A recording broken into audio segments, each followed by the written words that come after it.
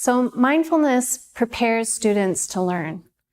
We know now that when students are under a lot of stress or experiencing overwhelm or just big emotions, it's really hard for them to sit in a classroom environment and take in information.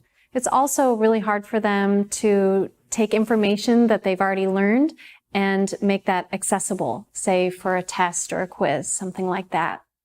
So what we know now that mindfulness has an effect on the physiology of the brain that helps to regulate the nervous system. It helps regulate the areas of the brain that are related to emotion and memory. And so a student who comes in really upset, let's say they're going through something at home, or maybe they just got into a big fight with their best friend out on the playground.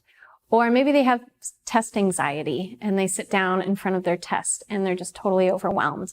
We know now that practicing some mindfulness will actually help them regulate themselves to be able to then learn or retrieve that information that they need. We also know that this helps them with their emotional regulation and physical regulation. So mindfulness affects the parts of the brain that not only help them calm down, but mindfulness also allows them to be aware that there's a problem in the first place.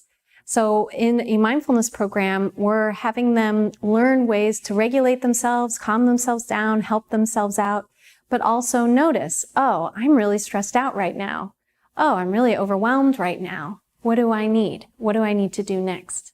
As adults, we recognize this as a really important tool because we can go on for a really long time without really realizing that we're grumpy or really agitated or we don't have the patience that we need to get through something.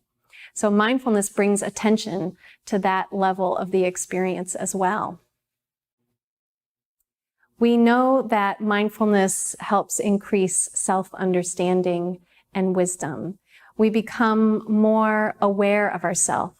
And this is just because of the way that we practice mindfulness. We're mindful of our emotions, we're mindful of our body sensations, we're mindful of our thoughts. We become more mindful and aware of our habits and the way that we perceive the world. And so naturally, we become more self-aware through this process.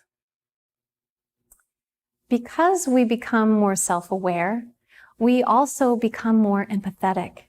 So if we are understanding our own emotions and we understand how certain circumstances affect us because we've been conscious of it, then it's easy enough to understand that we are then able to relate to others who are having a difficult time, or relate to others who are experiencing emotions that we're familiar with. We're able to empathize. Our mind opens.